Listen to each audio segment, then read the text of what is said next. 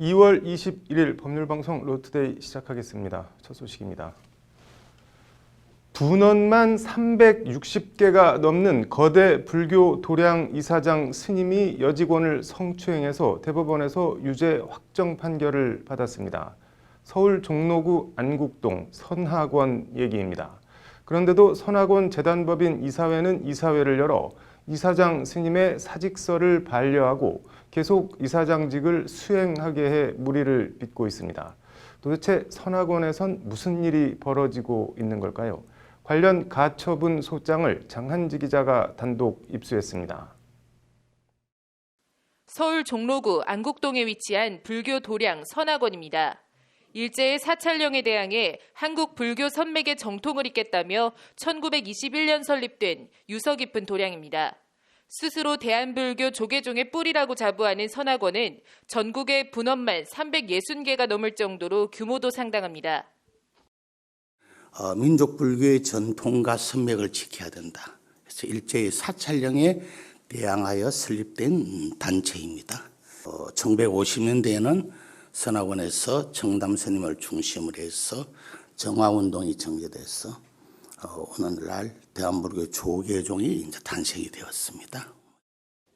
법률방송이 단독 입수한 선학원 이사장 법진 스님을 상대로 한 직무집행 정지 가처분 신청서입니다. 신청 취지에 재단법인 선학원에 관해 이사장 및 이사로서 직무를 행해서는 아니 된다고 적혀 있습니다. 선학원 이사장직에서 물러나라는 소송입니다. 사건 경위를 보면 법진 이사장이 피해 여성의 손을 만지고 가슴을 쓸어내리는 등 위력으로 피해 여성을 추행했다고 돼 있습니다. 사건은 지난 2016년으로 거슬러 올라갑니다. 법진 이사장이 당시 선학원 직원이었던 윤모 씨를 BMW 승용차에 태워 속초로 데려가면서 가슴을 쓸어내리는 등 성추행을 했다는 겁니다. 속초에 도착해서는 모텔 주차장에 차를 세워놓고는 쉬었다 가자, 일출을 보고 가자는 식으로 투숙을 권유했다고 합니다. 이전부터 이런저런 추행을 당해온 윤 씨는 결국 견디다 못해 2016년 10월 법진 이사장을 성추행으로 고소했고 길고 힘든 싸움이 시작됐습니다. 이사장 너무나 악랄하게 피해자를 힘들게 만들었어요. 그 주변에 있는 사람들을 부추겨갖고 별의별 희한한 진술을 다 하게 하고. 스님을 고소한 후 저는 살아도 사는 게 아니었습니다. 피해자인 저는 일개 직원이었고 가해자는 최고 상사이자 불교계 거대 법인의 이사장이었습니다. 가해자는 존경받는 스님이었습니다. 권력을 가진 성직자를 상대로 제가 겪은 성폭력 피해를 입증하는 과정은 무엇 하나 쉽지 않았습니다. 라는 게 윤 씨의 말입니다. 그리고 힘든 싸움 끝에 지난 1월 17일 대법원은 법진 이사장의 업무상 위력 등에 대한 추행을 유죄로 판단해 징역 6개월에 집행유예 2년을 선고했습니다. 선학원으로 다시 세상으로 돌아갈 수 있을 거라 생각했던 윤 씨는 그러나 청천벽력 같은 현실과 다시 마주했습니다. 대법원 확정 판결 이후 열린 선학원 이사회에서 법진 이사장의 사직서를 반려하고 이사장직을 계속 유지토록 한 것입니다. 그것도 이사회 14명 가운데 11대 3의 압도적 사직서 반려 찬성이었습니다. 성추행 확정 판결을 받고도 법진 스님은 이사회 결정에 따라 4년간 이사장직을 수행할 수 있게 됐습니다. 이사장으로 취임한 2008년부터 2020년까지 12년간 이사장을 연임하게 된 겁니다. 그 당시에 회의 표결할 때 그 이사 스님들 빼놓고는 다 밖에 나와 있어서 그 안에서 이루어진 얘기이기 때문에 저희들은 알 수가 없어요.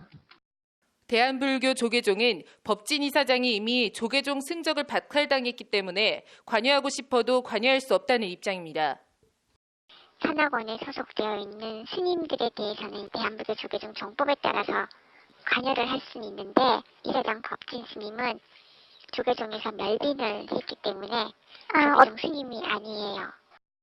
이에 법진 이사장 사직서 반려에 반발하는 선학원 일부 스님들을 중심으로 지난 2월 11일 이사회 결정을 취소하고 법진 이사장의 사직서를 수리하라는 가처분 소송을 낸 겁니다. 다른 사람도 아닌 스님이 성추행을 해서 얼굴을 들고 다닐 수 없게 만들어 놓고 선학원 이사장직을 계속 유지하는 게 말이 되냐는 겁니다. 스님들로서는 이거 똑같은 어떤 그런 사람들로 취급을 받으니까 이 신도들 볼 면목도 없고 직접적인 피해자도 여직원은 말할 것도 없고 사찰을 운영하는 스님들까지도 막대한 피해가 있거든요. 법률방송은 법진 이사장의 입장을 듣기 위해 여러 차례 전화를 하고 메시지도 남겼지만 법진 이사장의 입장을 들을 순 없었습니다. 윤 씨는 현재 벌어지고 있는 사태에 대해 희망은 절망으로 변했다. 가해자인 법진 스님의 삶은 변하지 않았다. 저는 여전히 두려움에 고통받고 있다며 막막해했습니다. 일단 너무 힘들고 아무튼 쉼터에 지금 계속 있고 그래요. 완전히 인생이 잃어버린 제 삶을 찾을 수 있도록 도와달라. 종교법인의 이사장이 여직원을 성추행하고도 건재한 이 막막한 현실을 변화시켜달라는 것이 윤 씨의 절절한 호소입니다. 법원이 어떤 결정을 내릴지 주목됩니다. 법률방송 장한지입니다. 네, 대법원 전원 합의체가 오늘 육체노동자 정년을 기존 60세에서 65세로 5년 상향 조정한 판결을 내렸습니다. 상당한 파장이 예상됩니다. 윤수경 변호사의 이슈 속 법과 생활에서 알아보겠습니다. 변호사님, 일단 어떤 사건인지 사건 내용부터 좀 전해주실까요? 네, 그 2015년 8월에 네. 인천 연수구의 한 수영장에서요. 네. 당시에 이제 4살이던 아이가 익사사고로 사망을 네. 했는데요. 그 아이를 잃은 박모 씨는 수영장 운영 업체를 상대로 네. 손해배상 소송을 제기했습니다. 네. 근데 이제 재판에서는 배상액을 산정하면서 사망한 피해자의 노동 가동 연령을 몇 살까지로 봐야 네. 되는지가 쟁점이 됐는데요. 네. 왜냐하면 이제 법원이 판단한 노동 가동 연령에 따라서 네. 수영장 운영 업체가 배상해야 할 금액이 달라지기 때문입니다. 노동 가동 연령 이게 뭔가요? 예, 쉽게 말씀드리면 네. 이제 노동에 종사해서 수익을 얻을 것으로 예상되는 이제 연령의 상한이라고 네. 보시면 되겠습니다. 그래서 이제 특정 직종의 사람이 일반적인 경우에 몇 네. 살까지 일할 수 있는지, 몇 살까지 일하도록 기대가 되는지를 뜻하는데요. 네. 소득기한, 소득연한이라고도 이야기를 합니다. 네. 그래서 직장인으로 치면은 정년에 해당을 하고요. 네. 직종마다 좀 차이가 있습니다. 네. 이 개념이 중요한 이유는 이제 사고로 인한 보험금이나 네. 앞서 말씀드린 이런 손해배상 지급 기준 등의 영향을 미치기 때문인데요. 네. 예를 들어서 이제 교통사고로 더 이상 기존에 하던 일을 지속할 수 없게 된 그런 이제 노동자의 경우에 네. 가해자나 보험사를 상대로 손해배상 청구 소송을 할 경우 네. 정년을 60세로 보느냐, 65년으로 5세로 보느냐에 네. 따라서 액수가 상당히 달라지게 됩니다. 네. 1, 2심 판결은 어떻게 나왔나요? 네, 앞선 사건에서 그 1, 2심은 일반 육체노동에 종사할 수 있는 연한은 보통 60세가 될 때까지로 하는 것이 경험칙이다 라는 네. 이제 기존 판례에 따라서 노동 가동 연령을 60세로 판단해서 손해배상액을 계산을 했는데요. 네. 대법원 전원합의체가 30년 전 1989년 12월 네. 55세였던 노동 가동 연령은 60세로 상향 조정했는데요. 네. 이 기준이 지금 30년 가까이 통용되고 있었습니다. 네. 근데 박 씨는 이제 이 판결을 불복을 해서 대법원에 상고를 했습니다. 상고 사유가 있었을 텐데 어떻게 되나요? 네, 그 사유를 보게 되면 네. 이제 기존 판결이 선고된 1980년대와 비교해 볼 때 고령사회로 진입을 했고 네. 평균 수명이 연장이 됐고 경제 수준과 고용 조건 등 사회 경제적 여건에 상당한 변화가 있었다는 점을 반영해야 된다라고 대법원에 상고를 했는데요. 네. 이 사건을 접수한 대법원은 이제 노동 가동 연령의 상향 여부가 일반 산업계나 국민 생활 전반에 미치는 영향이 크기 때문에 네. 사건을 대법원장과 대법관 12명이 참여하는 이제 전원 합의체에 협의를 했습니다. 네. 그래서 지난해 11월에는 공개 변론을 열고 각계의 의견을 수렴했습니다. 네. 대법원이 오늘 1, 2심 판결을 깨고 원고 승소로 판결한 거죠, 그러면? 네, 그래서 대법원 전원합의체는 오늘 오후 네. 육체노동자의 노동 가동 연령은 65세로 상향하는 판단을 네. 발표했는데요. 정년을 60세로 봐서 총 2억 5,416만 원을 배상하라고 했던 원심 판결을 깼고요. 네. 노동 가동 연한을 65세로 상향해서 손해배상액을 다시 계산하라라는 취지로 서울고법에 돌려보냈습니다. 네. 판결 사유 좀 더 자세히 보면 어떻게 돼 있나요? 네, 그 판결 사유를 좀 상세하게 보면요. 네. 재판부는 이제 육체 노동의 경험칙상 네. 가동 연한을 만 60세로 보한 견해는 더 이상 유지하기가 어렵고 네. 이제는 특별한 사정이 없는 한 60세를 넘어 만 65세까지도 가동할 수 있다고 보는 것이 경험칙에 합당하다라고 네. 판단했는데요. 우리나라의 사회적 경제적 구조와 생활 여건이 급속하게 향상 발전했고 네. 법제가 정비 개선되면서 기존의 가동 연한을 정한 판결 당시에 경험칙의 기초가 됐던 재반 사정들이 현저히 변했다라고 네. 하면서 이제 원심이 종전의 경험칙에 따라서 피해자의 가동 연한을 만 60세로 인정한 것은 잘못이다라고 네. 지적했습니다. 표현이 상당히 어려운데 이번 판결 어떻게 보시나요? 이제 29년 전에 그 만 네. 60세 기준은 이제 지금 현재와나 앞으로의 그 상황 변화에 시대 변화에 비추어 볼 때는 재고할 필요가 있었다고 보여집니다. 네. 그래서 통계를 보게 되면 한국의 기대 수명이 2007년 82.5세에서 네. 2016년에는 85.4세로 지속적으로 증가했고요.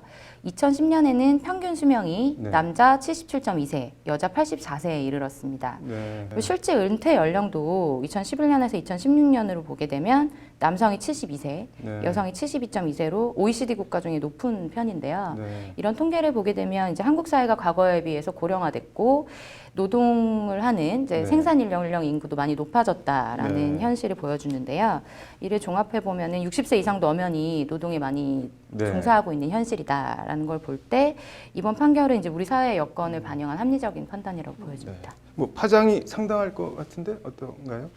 예, 이제 먼저 보험업계 파장이 네. 예상이 되는데요. 가동 연한이 이제 65세로 높아지게 되면 자동차 사고 네. 등에 따른 사망 부상으로 인한 보험금이 늘어나게 될 것 같고요. 네. 특히 이제 60살 이상 일용 노동자가 작업 중에 숨지거나 다치게 될 경우 네. 기존에는 이제 한 푼도 받지 못했던 배상액을 이제는 받을 수 있게 됐습니다. 네. 그리고 이제 판결에 따라서 보험금 지급액이 늘어나면서 보험료가 좀 동반 상승될 것으로 예상이 되고요. 네. 또 이제 노동계와 산업계에 미치는 네. 파장도 클 것으로 보여지는데요. 60세 이상으로 규정된 이제 현행 정년 규정도 상향해야 된다라는 네. 논의로 이어질 가능성이 큽니다. 일본의 경우에는 공무원 정년은 60세에서 65세로 연장했고요. 네. 61세부터 임금 피크제를 적용해서 그 61세 이후의 급여는 기존 급여의 70% 네. 수준으로 낮추기로 한 바가 있는데요. 이렇게 다른 나라와 OECD 회원국의 대부분을 보면 가동 연한과 실질 은퇴 연령에는 네. 큰 차이가 없습니다. 네. 그런데 지금 한국만 좀 유독 차이가 큰 상황이기 때문에 네. 이번 판결이 이제 정년과 퇴직 연령에 대한 논의로 이어질 가능성이 커 보입니다. 뭐 법원은 판결로 세상을 유지하기도 하고 세상을 바꾸기도 한다는 말이 새삼 생각나는 판결이네요. 네. 오늘 잘 들었습니다.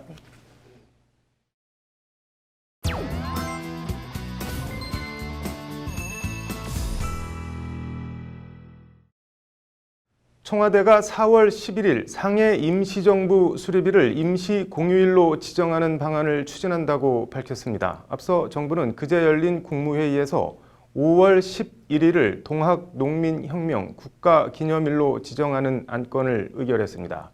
국가기념일과 공휴일 어떤 차이가 있고 어떻게 지정되는 걸까요? 카드로 읽는 법조 김태현 기자입니다. 1919년 4월 11일 상하이에서 대한민국 임시정부가 수립됩니다. 임시의정원 의장엔 이동영, 국무총리인 이승만, 내무총장 안창호, 외무총장 김규식 등이 임명됩니다. 이날 선포된 임시정부 임시연장 제1조 대한민국은 민주공화제로 한다. 대한민국 국호를 최초 사용한 대한민국의 탄생입니다. 그리고 올해 4월 11일은 대한민국 임시정부 수립 100주년을 맞는 뜻깊은 해입니다.